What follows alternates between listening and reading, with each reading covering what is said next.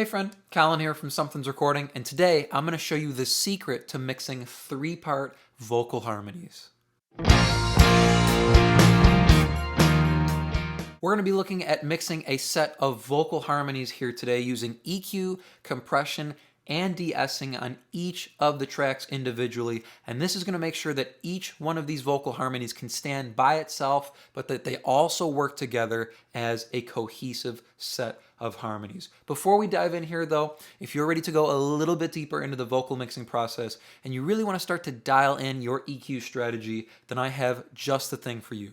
It is my ultimate guide to vocal EQ, and it's just a simple PDF guide that will walk you through how to EQ your vocals step by step to help you get polished and professional sounding vocal mixes without any more of the guesswork. It is a completely free guide, and you can download it below using the link in the video description. Now let's jump in here and take a look at these vocal harmonies. So this is an old Beatles cover we have here, and we've got three-part vocal harmony on it. So there's the lead vocal, and then as the song progresses, we get the two vocal harmonies above it here. So we're looking at this last verse here. Let me hit play and you can hear the finished mix of these vocal harmonies inside the track, and then I'll solo them up as well so you can hear how they fit together on their own. Have your number on my wall and maybe you will get a call from me if I needed someone. Have your number on my wall and maybe you will get a call from me if I needed someone. Have your number on my wall and maybe you will get a call from me if I needed someone.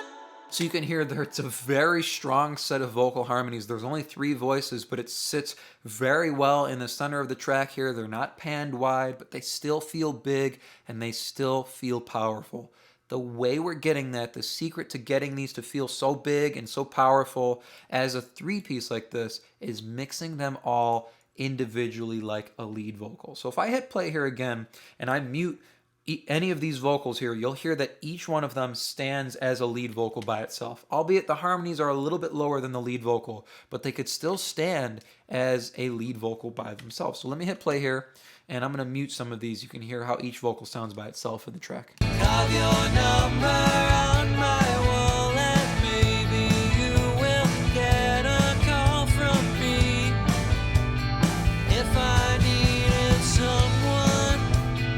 Have your number on my wall and maybe you will get a call from me if I needed someone.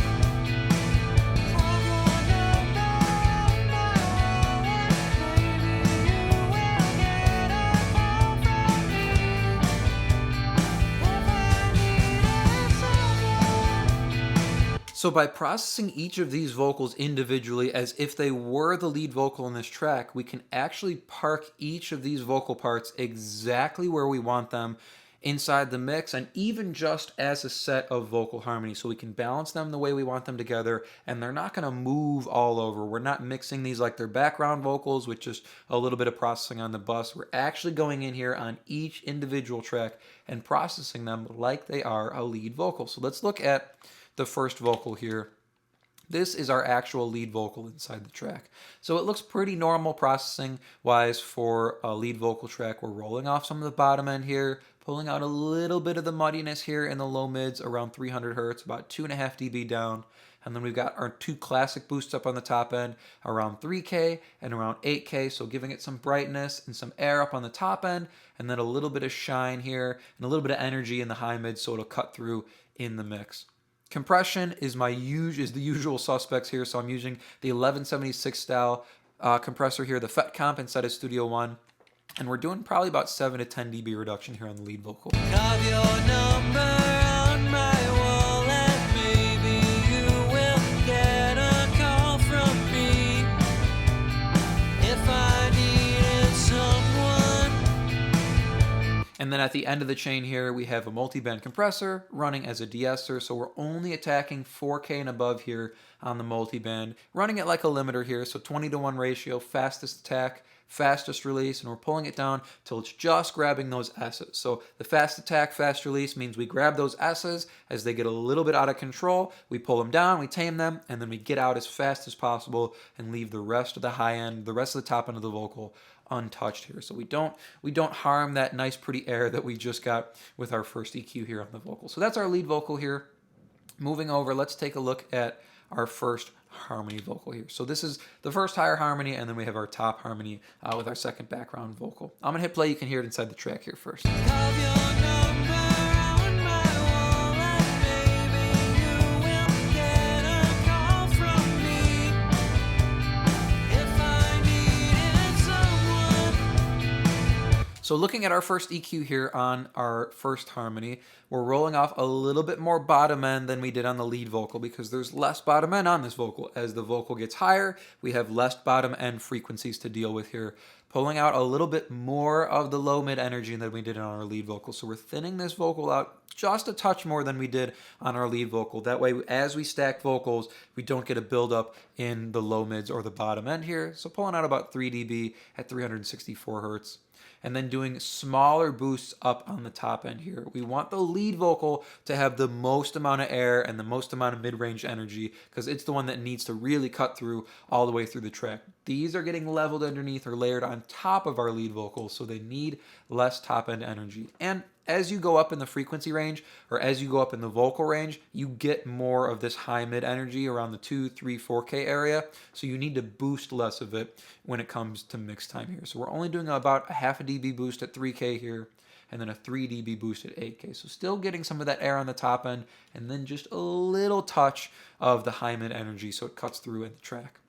Same compressor here, doing that same 7 to 10 dB reduction, so getting the vocal to a place where it could be the lead vocal if we pulled it up, because it's going to be even, it's going to sit in the track, but not so much that we're crushing the vocal here overall. And then running the de-esser on the back end here with the vocal harmonies here, so the BG1 here and BG2, the two vocal harmonies, I do like to do a little bit more de-essing than I do on the lead vocal because I want the prominent S's to be coming from the lead vocal and I don't want to have a buildup in the sibilance range as I layer more vocals on top here. So I'll hit play. You can see the reduction we're doing on the first vocal harmony. Have your number on my wall, and maybe you will get a call from me if I needed someone.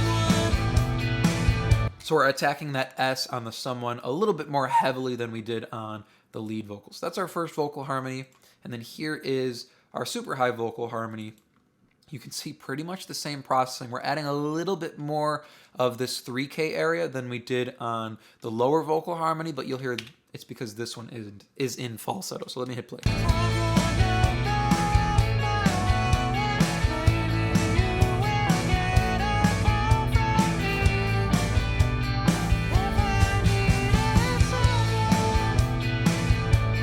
So with a vocal harmony that's going to be in falsetto, you'll need to boost a little bit more of the high mids than usual because you're usually going to have a build-up more in the mid-range because falsetto voices tend to be a bit more mid-range heavy, at least for males. Rolling off a touch more of the bottom end and a little bit more of the low mid area as well here on this high vocal harmony because we don't need all that energy coming through, especially on a falsetto vocal. But the same amount of boost here, the 3 dB boost at 8K, giving us that nice air and that brightness here on the falsetto harmony. Same compressor here, doing that 7 to 10 dB reduction to make sure we can park this vocal harmony exactly where we want it in the trio as well as in the final mix.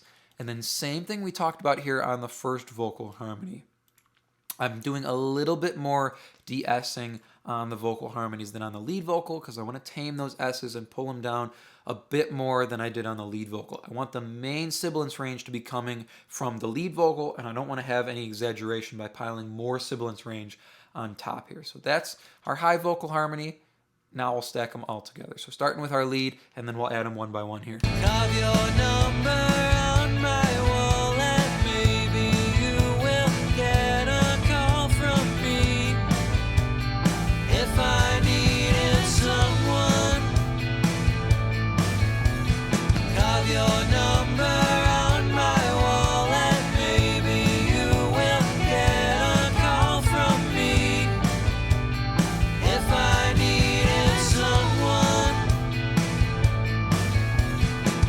your number on my wall, and maybe you will get a call from me if I needed someone.